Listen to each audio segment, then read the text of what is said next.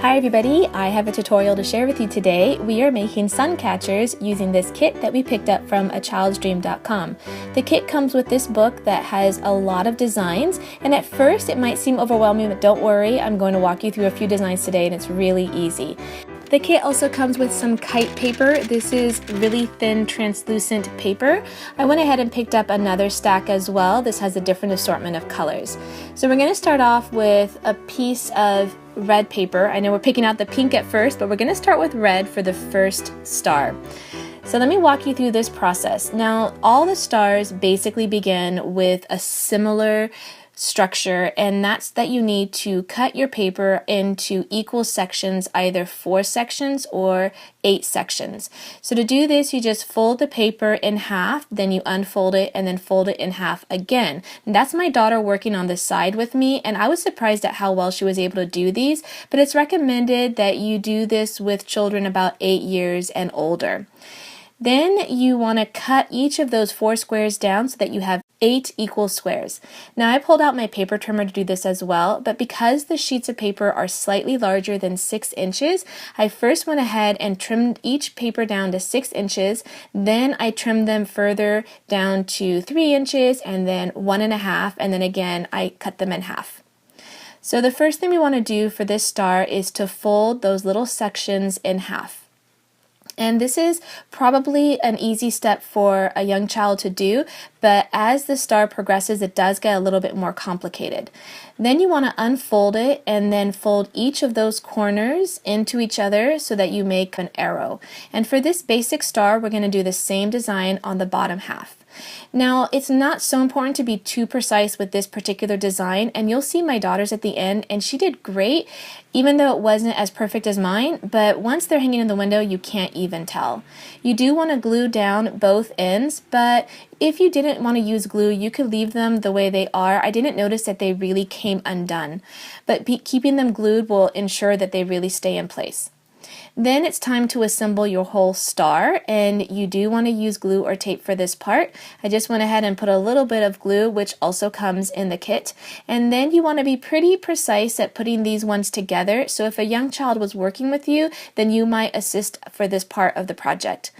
Now we got the last one in place, and you could just tape this to a window, but we decided to use a little bit of this DMC silver metallic thread, which is also at achildsdream.com. I went ahead and threaded that and just knotted it off, and then I can trim off the excess thread, and that way you can hang it in the window or just hang it on a clip. It looks really beautiful with the light coming through.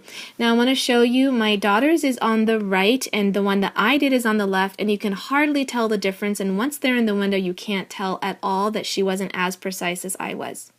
Alright, so let's try another star. Now this one's a little different, and you're only going to want to fold your paper into quarters and cut out those squares. So for this star, you're going to need 2 sheets of this kite paper, and you can do either the same color or a different color. For all these stars, we decided just to do single colors, but it would look really beautiful to do a rainbow of colors or 2 coordinating colors.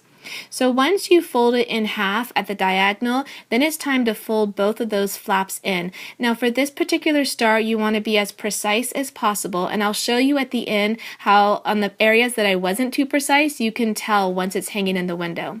This next part's a little bit complicated, but you want to fold an arrow piece towards the top, and at first it would seem like it's hard to do, but once you actually fold it in place, it actually comes together really easily.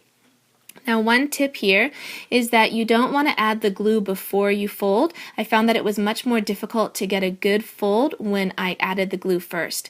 Now you also want to do one more flap at the bottom here, but you're only going to do it on one side. You're not going to fold the left side.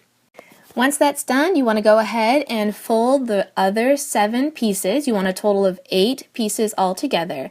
Once that's finished, then you can open up the top part and glue it shut. Once you glue the top part, you want to make sure that you glue the bottom part, and this part's actually pretty important because as you glue your whole star together, if you didn't glue the bottom part, then it's going to come apart.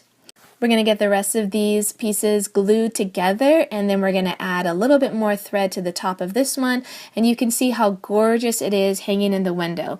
Now here you can see how it's pretty precise and those 2 points come together well, but you can see here where I wasn't as precise and those points did not come together as perfectly. So that's something that you might want to keep in mind. This would not be suitable for a really young child. This next one's the blue flower star, and this one's also pretty difficult, and we also did ours in pink. This one you could probably have your young child fold it in half to begin with, but the rest of this is kind of tedious and you do want to be pretty precise with this part. You're going to fold each of those flaps in on itself so that you're basically making 4 quarters on this rectangle. Then you're going to open it up again and you're going to take each of those outside flaps and fold it in on itself again. And this part was pretty difficult to do. However, you don't need to be super precise because once you get the star together, this part is more decorative rather than geometric.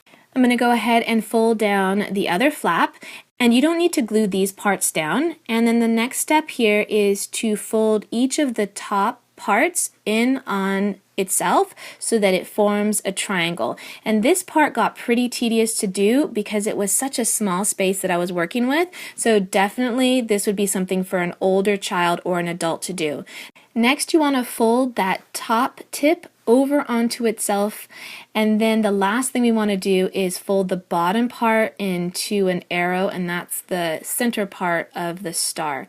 Then you want to open up the top part again and glue it shut. Again, don't try adding glue before you fold it. I found it way too hard to get a good fold when I did that. Now it's time to assemble the whole star together, and this is my favorite part. You do want to make sure that you use enough glue for this part.